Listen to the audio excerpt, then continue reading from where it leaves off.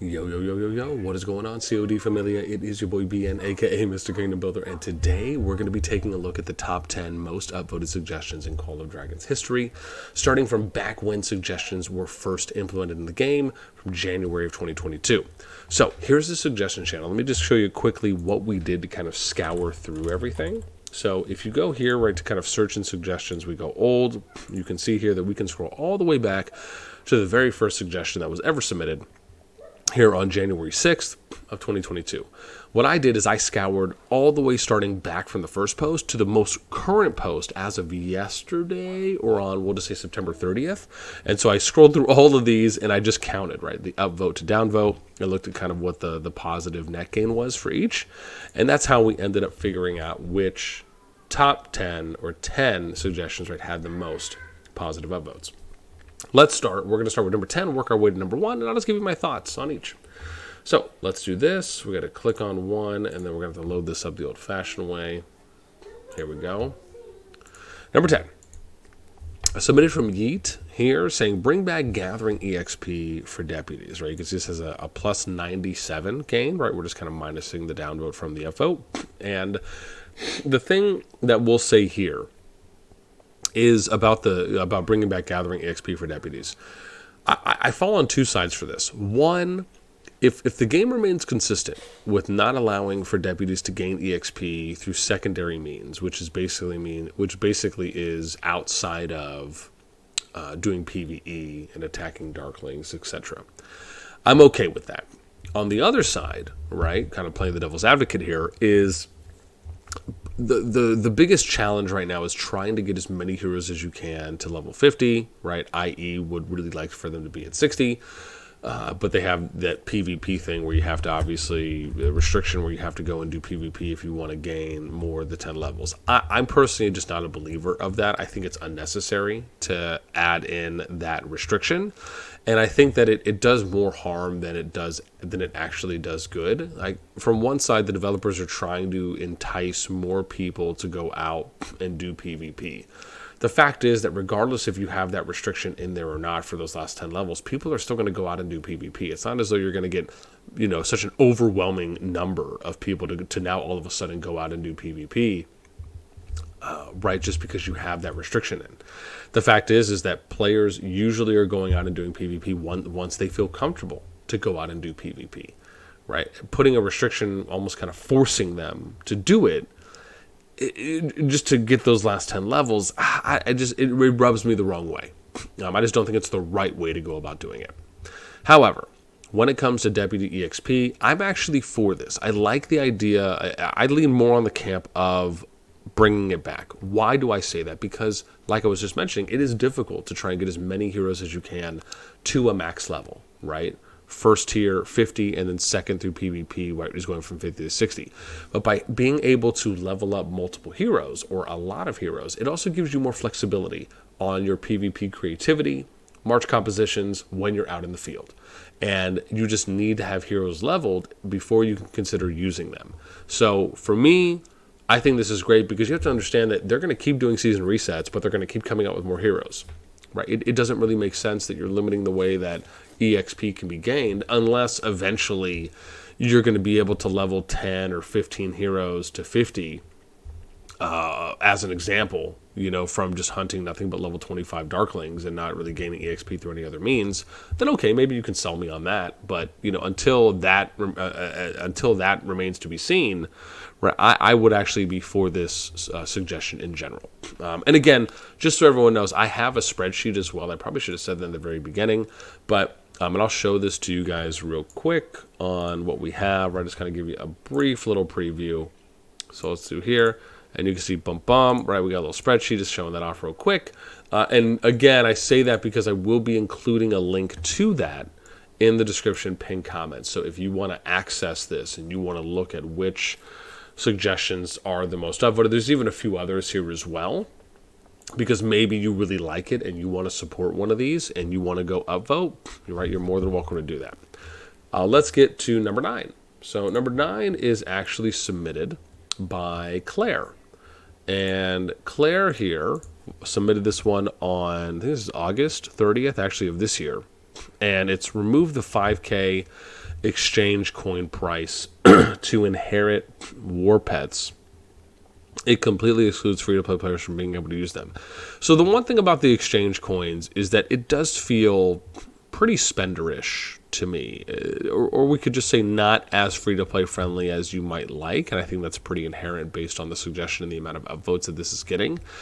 The challenge here, and I'll probably leave this to someone else who has a little bit more experience with war pets than I do, because I honestly, outside of having a couple conversations with people about war pets, I just still haven't even touched them. And a part of that is really because, one, initially, I just felt the system was too complicated. Right? It would have been nice if they did kind of a slow integration where they said, hey, here's pets. You can go out and capture them and then maybe just level them up, right? And then the next update, they say, okay, well, hey, here, right now you can introduce skills.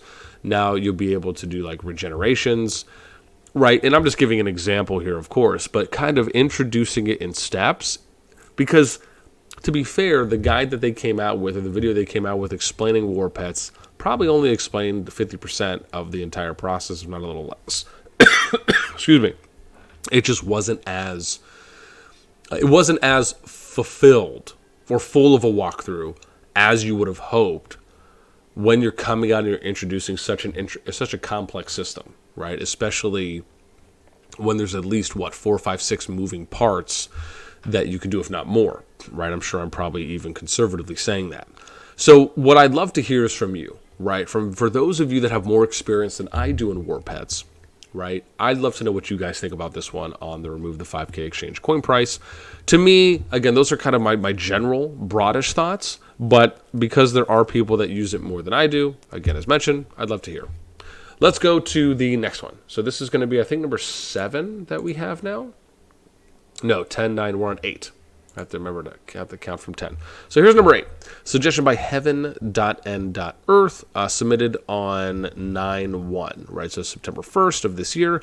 Adding food into the VIP shop. Now, food, I'm assuming, for the war pets. I don't think they're actually referring to some type of resource, because they're just not a food resource that you can gather. But adding food into the VIP shop. So a lot of people clearly want this to happen. You can see right now, right, you're looking at a plus 116 on the upvotes. Again, I'm in this similar boat. I just haven't messed around with war pets too much, so I don't know whether or not there's such a food depravity that this is warranted. Of course, my thought immediately goes to, right, if you're going to add a resource like this, do you add it to the VIP shop? Do you maybe add it in the market, right? Where once the mysterious merchant comes around, right, you can then maybe get it from there, right? That would populate randomly. So maybe it's a little bit more fairish, or maybe there's another way that you can gain food, right? Maybe you can go out and hunt war pets to gain additional food with like specific war pets. Maybe you have to use a war pet. Maybe you have to have a war pet attached and go and attack the same war pet, right? Then maybe you have a chance of gathering food. Maybe there's a war pet event that comes around, right? That gives you opportunities to gain food and other things. Like I'm kind of just spitballing here, right? Throwing some paint, seeing what sticks. But again, right? I think for me, it's, are there ways that we can introduce this? Whether it's a spawning rate for food that could maybe increase a bit, or is adding it to the VIP shop literally the last resort that we could consider? And it's the only one that makes sense, right? That's really where we kind of have to approach suggestions from. Is, again, you can put a simple suggestion out here that isn't really too full in its text and its explanation like this one is. Like usually when we talk about hearing suggestions, the important part is we want to address, well, what do we think the challenge, hurdle, or problem is? What do we think? And then explaining why it is an issue or a challenge, and then providing a solution, right? Those are kind of the 3 parts that we like to see to suggestions. This obviously does not necessarily have all of those 3 parts. This is very simple and straightforward, but I think that's why it requires a little bit more of thought as far as text and explanation put into it. So I'd love to hear from you, right? Let me know in the comments down below. Next one is going to be number 7, right? And number 7 here is going to open this bad boy up. So this is going to be from Jax, J-A-J-J-X Rage. Change how semi-protected passes work. Now this has a plus 110 right on it. The attacker should be able to occupy level 1 and 2 passes. Make it so the attackers cannot pass through into a starting zone, zone 1 or build towers, but can at least occupy the structure. One of these is going to have to come out. Defensively, this gives players a reason to have garrison commander and actually defend and attack passes. Right now, you have made zone 1 untouchable, and therefore zone 1 can just cavalry farm zone 1 plus or zone 2 to their heart's content with little risk. If the enemy team in zone 1 plus or zone 2, if the enemy team in zone 1 plus or zone 2 could capture and hold a zone 1 and 2 pass, then the defenders of zone 1 would actually have to fight to earn territory instead of just killing farmers for a whole season. So this was submitted on July 31st of this year. So and we've talked about this before. I understand both sides of this, right? On one side, right, you've gained territory, you've pushed that alliance and if not multiple alliances all the way back, right? So you've been able to probably beat them out of zone 3, you beat them out of zone 2, and you have pushed them back all the way to zone 1, right? So let's say, as an example, that you have, like, let's use a real world example. You've pushed an enemy all the way back to their castle, right? Or you've pushed them back to their, let's say, home city or last stronghold area, right? They're going to have troops out in the field just like you're going to have troops out in the field, right? You basically have to be at the ready at all times. And let's then use the more conservative example of, let's say you've pushed them back to a castle, right? We're kind of going medieval here. Your troops, once again, still have to be at the ready, right? It's not as though you push them back to the castle and then you can just kind of dilly-dally and you can just hang out in front of there and, without any protection, or, you don't have to be far away from the castle, right? Like you're just hanging out 10 yards away from the gate. Like, no, you're not going to do that. It doesn't make any sense. Why? Because most likely people are going to try and fire arrows at you. They might throw some burning rocks, maybe, spill some oil and, light you with some fire.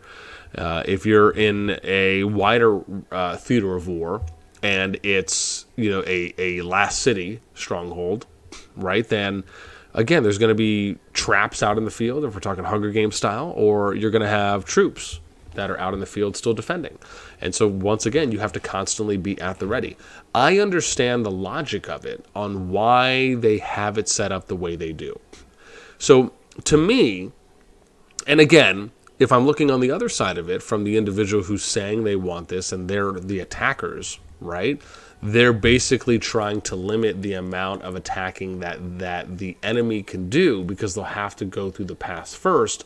And most likely, let me just state this, which is kind of goes without saying, I feel, but if you are able to push, like if you're the attacker in this person's scenario, and you are able to push your opponent out of zone 3, push them out of zone 2, all the way back to zone 1, on average, you're probably stronger than they are. So if you are able to capture the pass, it is less likely that they will be able to recapture the pass, which means that, in essence, it's basically a full stopgap for them being able to push out of the zone, and then you're well protected. So I understand where you're going with it, because I can understand it from both sides. But if you're looking at how, again, even Rock operates this way, and I'm not saying that they have to do it exactly like Rock. They can obviously change and test out anything they want, as long as they're consistent. However, I do feel that there's a little bit more punishment that happens here on the Zone 1 Alliance if this type of change was to go through, right? Do I think it'd be interesting to maybe test it out? I'm iffy on it, right? Because to me, this is the thing, right, is that if you're on the attacking side, bear in mind the other thing you have to consider is, let's say you're still hoping to gain some merit points out, and you don't mind going around and paying attention or chasing people when they come out of the gate to try and get those merit points. You're basically losing out on gaining any additional merit points from any of the players in that starting zone 1, because now you have essentially plugged the hole of them being able to come out with a change like this. So this is why it's really important to kind of think about a suggestion in all of its aspects, right, before potentially submitting. And I'm not saying don't submit this, I'm just saying in general, because there are a lot of considerations to have. So for me, I personally would not be in favor of this suggestion, just because I think it would be more diminishing and more of a demotivator overall. I think there's a different way to do it, where, again, instead of, for example, like if they added in something like Home Kingdoms, right? Then I think it makes more sense to say, well, okay, let's just open up Zone 1 at the very end, like maybe the last week of that season. And then that way, if players want to go in and attack anyone who's left there, right, they can. And then obviously the people who want to move out early, they can go back to the Home Kingdom or something, or maybe you put a 24-hour hold. I mean, I just think there's other creative ways to go about doing it. Okay, let's move on now to, I think, number 6 we're going to, right? So number 6 here has 118 upvotes. This is from Drago Period. This was submitted September 7th, 2023. Implement a toggle feature for this option to automatically put talent points into your previous talent tree. It is absurd how you'll have to use 1k gems for every hero if you wish to use a new talent tree this season. So I actually am a fan of this, because this is something that actually quite a few people have mentioned about having some type of toggle option, where if you want to toggle, if the toggle's on, that means you've already preset your talents, and then if the toggle's on, it will just go along the talents. If you take the toggle off, maybe it allows you to recustomize the remaining points before they go somewhere, or you just toggle it off so that way you can manually assign if that's how you want to do it. So I think having that flexibility is incredibly important, and this is a great suggestion I'd love to see added into the game. Let's move on to number 5, which is, excuse me, slightly dying. Okay. This one is submitted by Aoi_Sora. This has 119, I think, on the upvote scale for what I had listed. Yep. And you can see here, don't remove the union system.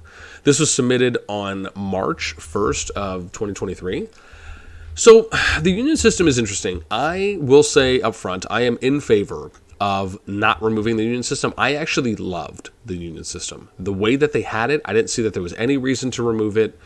There wasn't any evidence, there wasn't any type of historical reference, data that we saw that was ever publicized that said, or any explanation from the developers that said, hey, this is why we're removing the union system. So because of that, and I think because most people are still in favor, bear in mind, for those that are newer, you may not remember this, but the union system used to allow for you to ally up to 3. So you could have a union of 4 alliances, right, at one point in time. And this, to me, I just thought was a great way of doing it.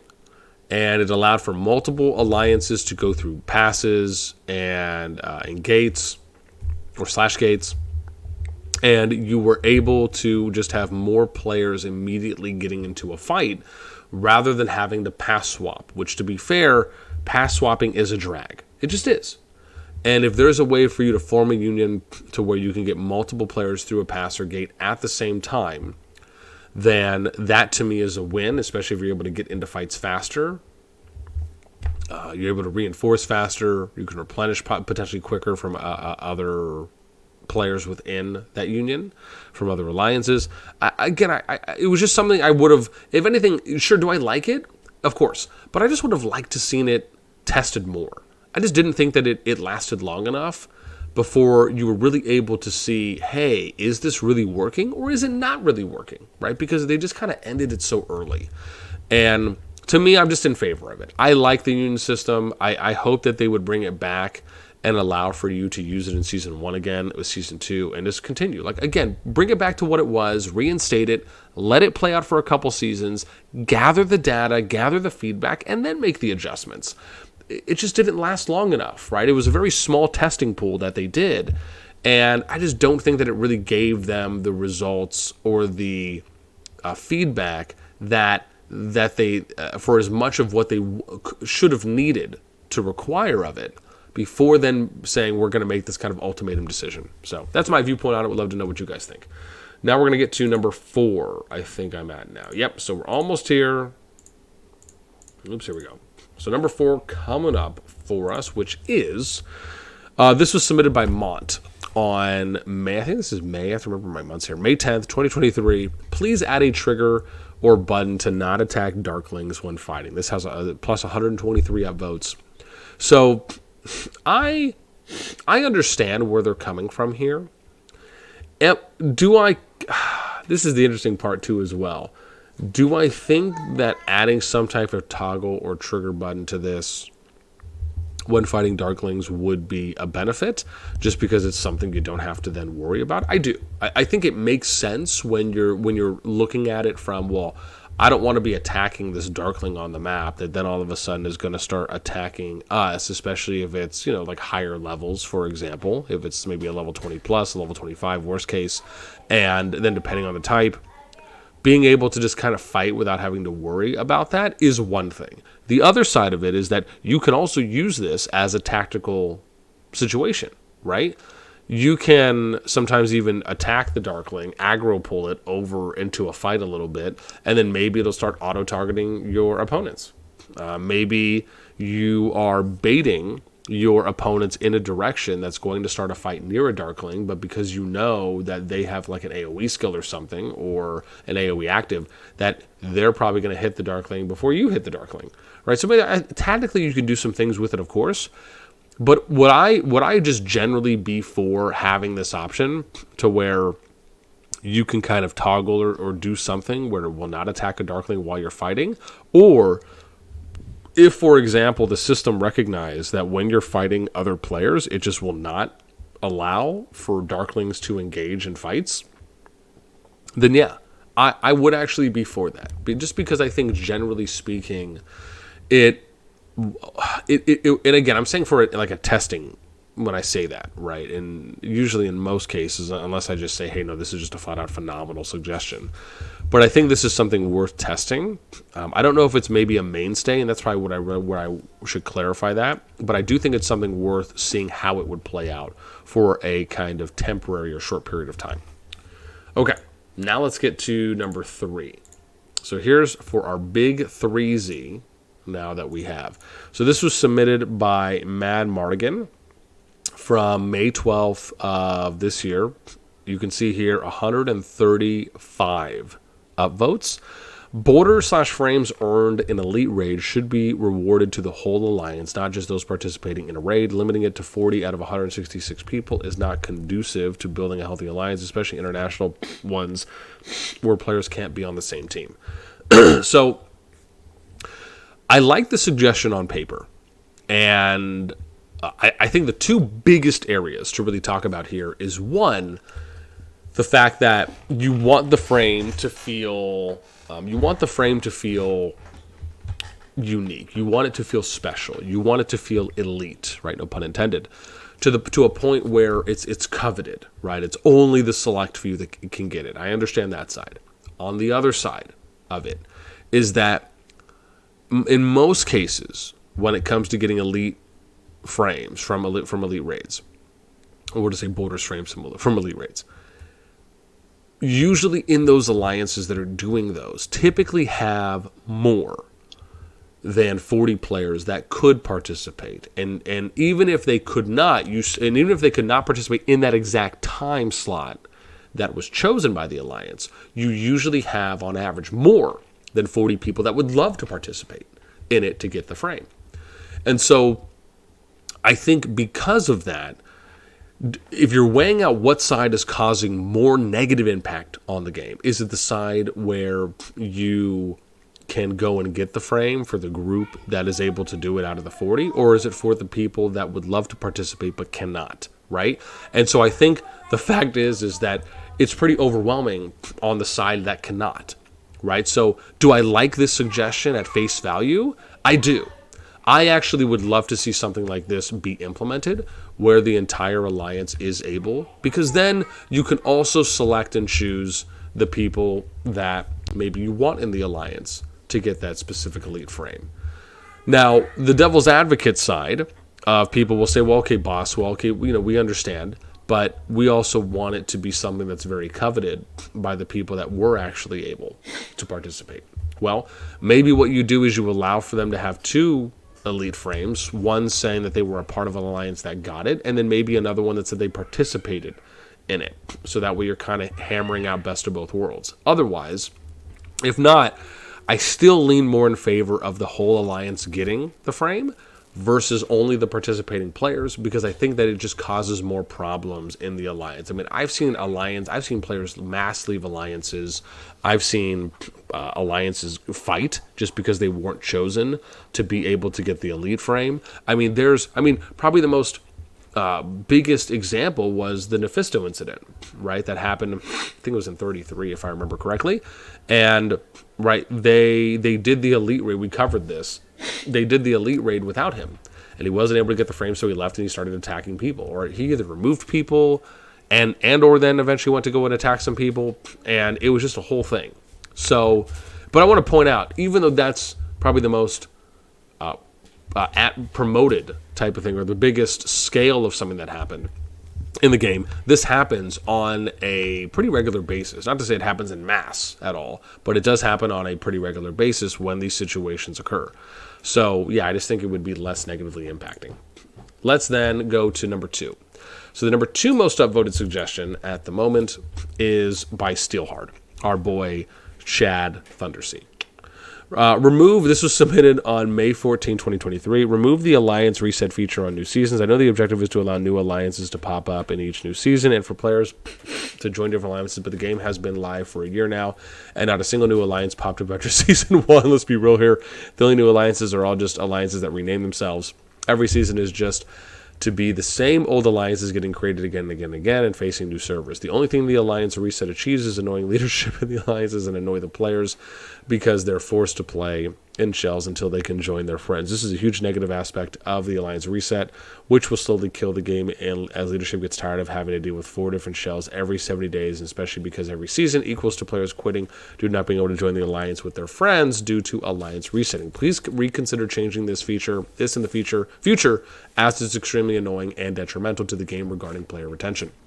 So this is something that I've had a chance to talk to Steel and a few others about, and I've also advocated for myself. My view simply is just don't allow the member capacity to be reset, right? Leave it as is for the amount of people in the alliance. If you want to reset the end number, that's fine, right? Now, in Season 1, you start off with 40 players in the alliance. In Season 2, you start off with 80, right? So they did double it. However, if you have 160 players go at the end of Season 1, so it's 160, let's say over 165. When you then go to Season 2, it should be 160 over 80, right? Leave all of the players in the alliance, even if you want to reset the other things. That, to me, I think would be maybe the easiest way to do it, unless they add more behemoths and more ways where you can gain member capacity in Season 2. But I wholeheartedly agree with this. This is incredibly negatively impacting the player experience, because the fact is that there are really no new alliances that are starting. The only new alliances that are starting are just the shells that are being made until players can then join the main alliance with all their friends and the group that they were playing with the previous season. That is the overwhelming majority of situations. Again, outside of something like players merging or migrating to a different kingdom and then they form a new alliance that way. But that's not a brand new alliance that's being started, right? That's players from existing alliances that are starting. It's not like you have to understand that you're not gaining new players from one season to another, right? You're constantly seeing player drop off. The only time you're seeing new players is from migration. But you're really kind of recycling players, right? It's not like because a new season starts, now all of a sudden 100 new people have downloaded the game and they all make new accounts in that kingdom, and now you have an opportunity for an actual brand new alliance. Like, that's not happening. And so, yes, do I love this suggestion? Wholeheartedly. Do I think people need to go upvote the suggestion? A million times more. This is something that just needs to happen. And hopefully it's something that the developers will see it from that perspective and realize that, hey, this is just, and bear in mind that it's okay, right? They had an original intended idea for why they wanted to do it. Can ideas work out sometimes, and then can ideas not work out sometimes? 100%. But being able to have that self-awareness to say, okay, hey, look, we wanted to try this, it just didn't really work out. No worries. Let's just go ahead and make this change, and bam, now everyone's happy. At the end of the day, and it just seems like a good win. Now let's take a look at the number one most upvoted suggestion at the moment, right? Which is from Silver Sword. This was submitted on June 3rd of 2023. You can see here 160 upvotes. Get rid of all automatically generated bridges and ramps over rivers and mountains, and make it so that bridges and ramps need to be built by players. Interesting.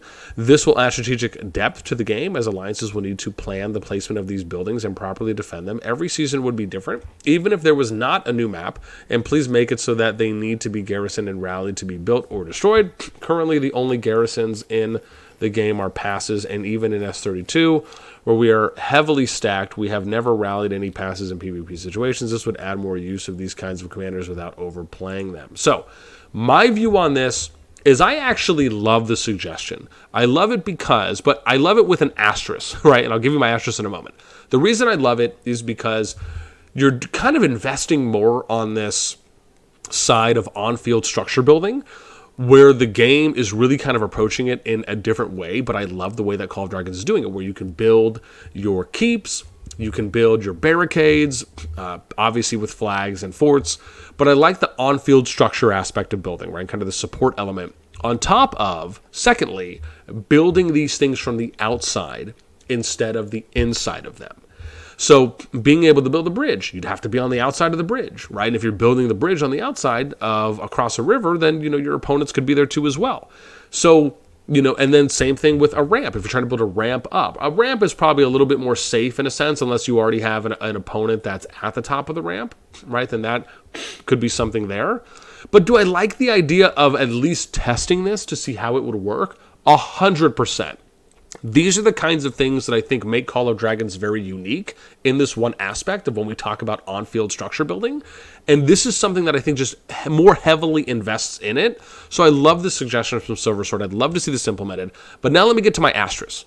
My asterisk here is that I just want you to build it from the outside, not from the inside, right? There's no reason really on why you would need to rally these structures, because if you're looking at the way that keeps and barricades are built from the outside, along with flags and forts, you can be attacked from your opponents from the outside, right? Passes, once you occupy them, because remember, passes are a static structure. You're not building them.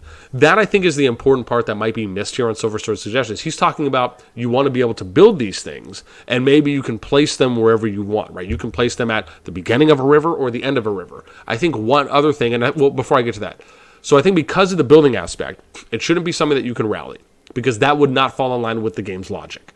Secondly, I would love to allow for you to build a ramp.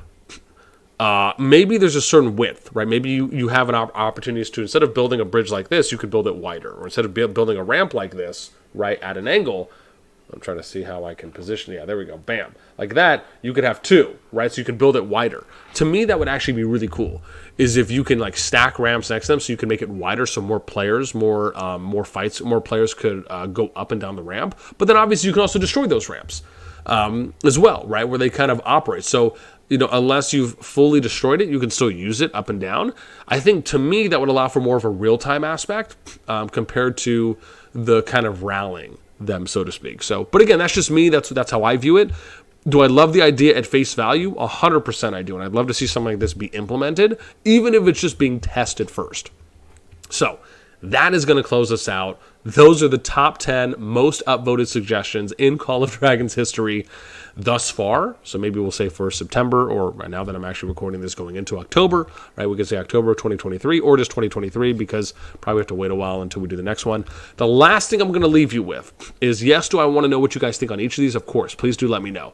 But the last thing I'm going to end with is I would love for them to implement a system here that is actually very similar to what Infinity Kingdom did when it comes to suggestions. At the moment, it is very difficult to find the most upvoted suggestions or find suggestions that have not been duplicated. When I was going through this, there was so many duplicated suggestions that it just made sifting through all of this, basically RSS feed, just incredibly taxing and very redundant. So let me give you an example real quick to show you how Infinity Kingdom does their suggestions, which I absolutely love. And I would almost love for them to build on this. So here you can see they have a suggestions channel. You submit a suggestion here. If the suggestion gets approved, right, it says here, your suggestion has been sent for approval. If it is approved, it then goes to a voting channel. This, I assume, is to reduce the amount of redundancy that is happening here, right? So you're not getting multiple suggestions that are basically the same thing.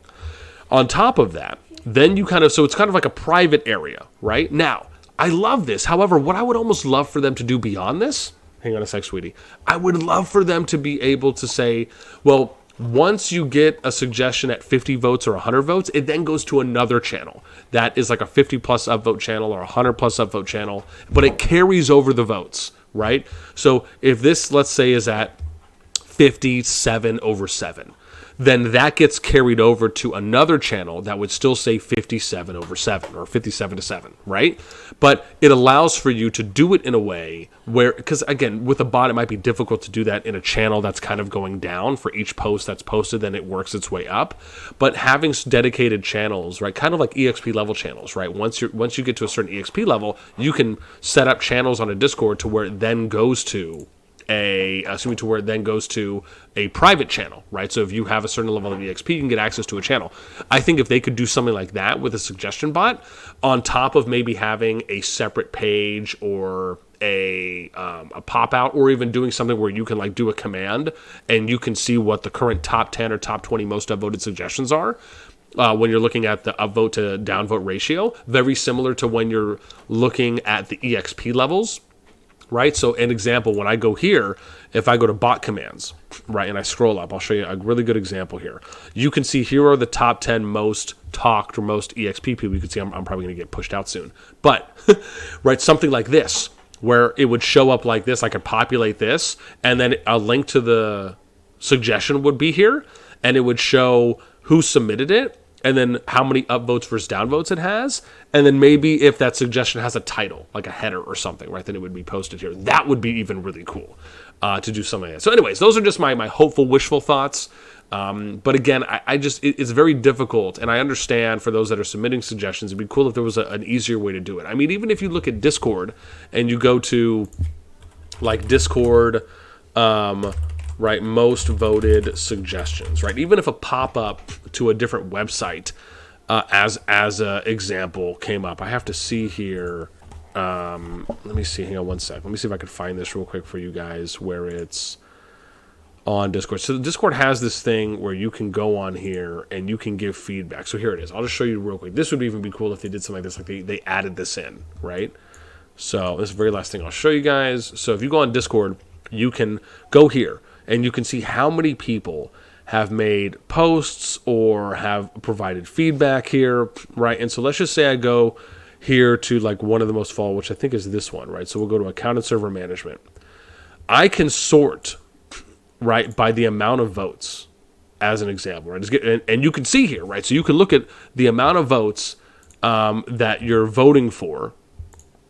And I wish I could do this top down where like it shows you the most votes going top down, but I mean it kind of does to a degree. But something like this where even like a separate website would pop up for that specific Discord that's using that bot, and it would show you here's the top down most voted suggestions, and then you can go to it, and then it would allow for you to then go have a discussion on it, but also would link you to the suggestion on that channel on that Discord server. So again, I think there's a lot better ways to implement the way that suggestions are currently on the CoD Discord, and I'm sure many others. But these are some of my wishful thoughts. Again, that's going to do it for me now. Would love to know what you guys think in the comments down below. As always, until next time, I will catch you later.